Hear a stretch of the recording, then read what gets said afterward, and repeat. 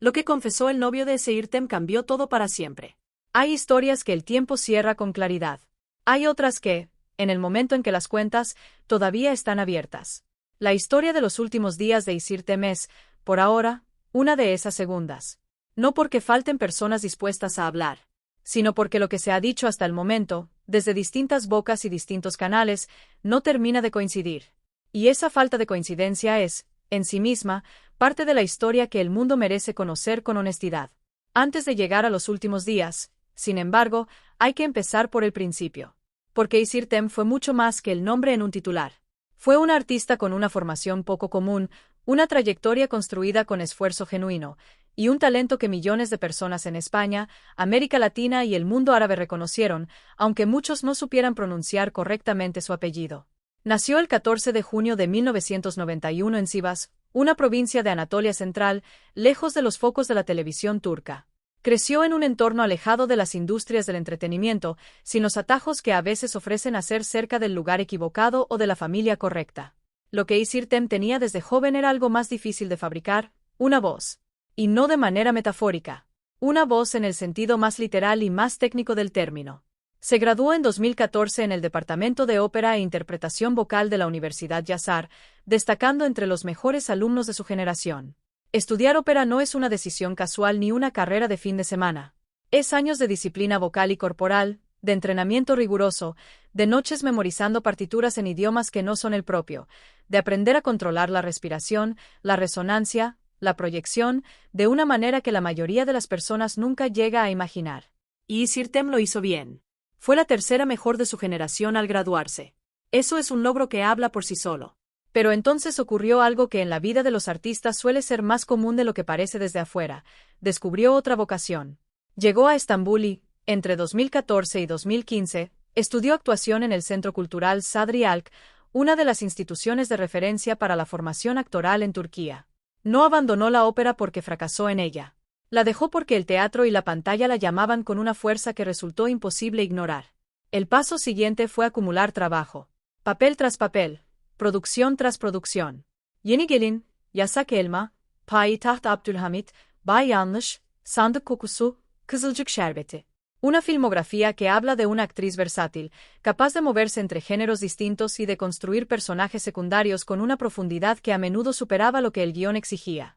En 2024 también apareció en la película de Netflix 10 días de un hombre curioso, expandiendo su trabajo hacia el formato cinematográfico en la plataforma más grande del mundo.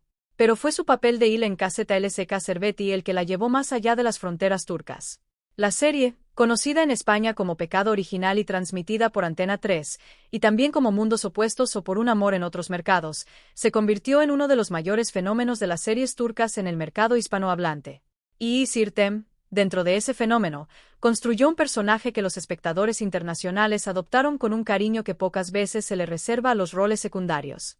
Por eso, cuando la noticia de su muerte llegó el 15 de junio de 2026, un día después de que cumpliera 35 años, el impacto no se quedó en Turquía. Cruzó fronteras. Inundó redes sociales en español. Generó mensajes de personas que la conocían únicamente a través de una pantalla pero que sintieron, sin embargo, que perdían algo real. Y lo que vino después de la primera noticia fue algo que pocas veces ocurre con tanta intensidad, una proliferación de versiones distintas sobre lo que realmente había sucedido. La versión inicial, comunicada a través del abogado de la familia, Burgo Koyun, fue directa.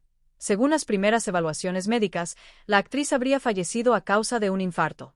Se encontraba en su domicilio de Estambul, acompañada por su madre, cuando sufrió una descompensación. Se llamó a los servicios de emergencia. Los equipos médicos llegaron y aplicaron maniobras de reanimación, pero la gravedad y la velocidad del colapso impidieron salvarle la vida. Las autoridades turcas, precisamente por la naturaleza abrupta del fallecimiento, ordenaron la realización de una autopsia para determinar con exactitud la causa oficial de la muerte. Eso fue lo que se dijo primero. Y eso era todo lo que había confirmado la familia. Pero entonces, con la velocidad que caracteriza al ciclo informativo de la era digital, comenzaron a circular otras versiones. Diversas hipótesis empezaron a aparecer en medios turcos y en programas de entretenimiento, que la actriz habría combinado antidepresivos con alcohol la noche de su cumpleaños, que su madre habría hecho declaraciones ante las autoridades describiendo lo que encontró esa madrugada, que el mesero de un restaurante había testificado haber visto a Is beber a escondidas de su madre, Y fue precisamente ahí donde el abogado Gokoyun volvió a tomar la palabra, esta vez para cortar de raíz algunas de esas versiones. Según comunicó públicamente, las declaraciones atribuidas a la madre de la actriz que circulaban en ese momento no se ajustaban a la realidad. Nuriye Irtem, la madre, se encontraba en ese momento en estado de shock tras el fallecimiento de su hija y bajo supervisión médica, por lo que no había prestado declaración formal ante las autoridades. Aquellas supuestas revelaciones maternas que los medios reproducían con titulares impactantes no tenían, según su representante legal, base verificable en ese instante. Con el tiempo, algo diferente comenzó a emerger en la investigación. Las cámaras de seguridad de la zona donde vivía la actriz permitieron reconstruir parte de lo que ocurrió el día de su cumpleaños. En las imágenes del 14 de junio, y se está almorzando serena y sonriente en un restaurante.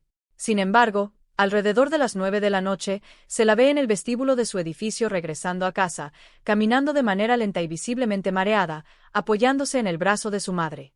Ese contraste entre el mediodía y la noche es uno de los pocos datos visuales concretos que las autoridades tienen hasta el momento. Adicionalmente, una nueva línea de investigación se abrió en los días siguientes. De acuerdo con reportes de medios turcos y recogidos por medios internacionales, durante un viaje reciente a Tailandia para celebrar su cumpleaños, Isirtem habría sido mordida por un mono.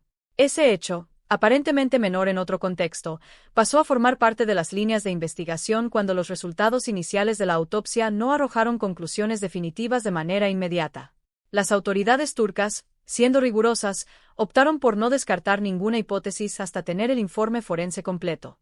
Lo que sí desmintió con claridad el abogado fue otra versión que circuló en redes sociales con notable intensidad, la hipótesis del suicidio. Según el representante legal de la familia, no hay elementos que sustenten esa teoría, y fue descartada de manera expresa en sus comunicaciones públicas. Y es aquí donde hay que decir algo importante, algo que un documental responsable está obligado a decir aunque haga más lento el ritmo de la narración. En el momento en que esta historia es contada, la causa oficial de la muerte de Isirtem todavía no ha sido determinada de manera definitiva. La autopsia fue ordenada. Los resultados están pendientes. Las hipótesis que circulan, todas ellas, son eso, hipótesis. Algunas con mayor respaldo documental que otras, pero ninguna todavía convertida en veredicto oficial. Eso es lo que hay. Y decirlo así, sin adornar ni dramatizar, es la única manera honesta de contarlo. En cuanto a su vida personal, Isirtem mantuvo siempre una reserva notable.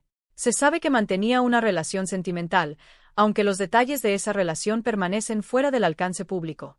Los medios turcos reportaron la existencia de una pareja, pero la identidad de esa persona y cualquier declaración que pueda haber realizado en el contexto de la investigación no han sido confirmadas de manera oficial ni publicadas por fuentes verificables hasta el momento en que esta historia se cuenta.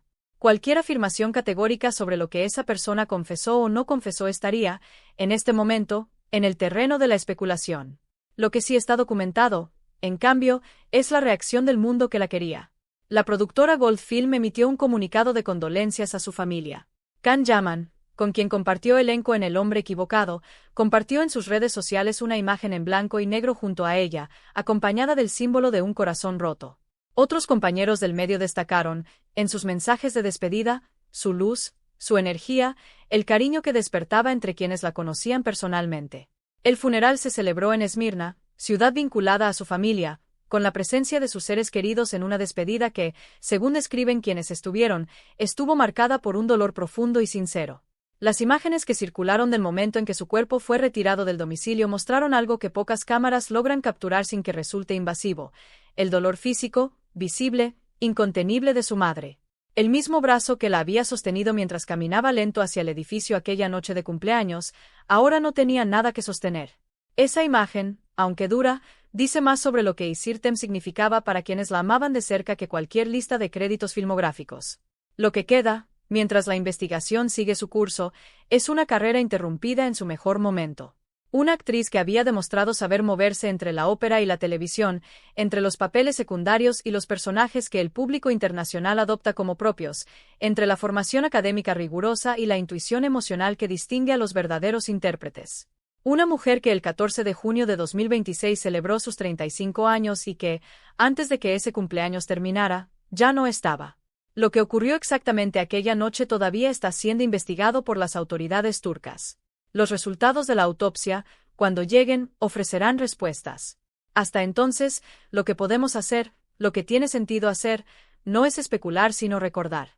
Recordar a Il. Recordar a Merrick. Recordar a todas las versiones de Isirtem que pasaron por una pantalla y dejaron algo en quien las vio. Y esperar, con la serenidad que los vivos deben a los muertos, a que la verdad llegue cuando esté lista. Descansa.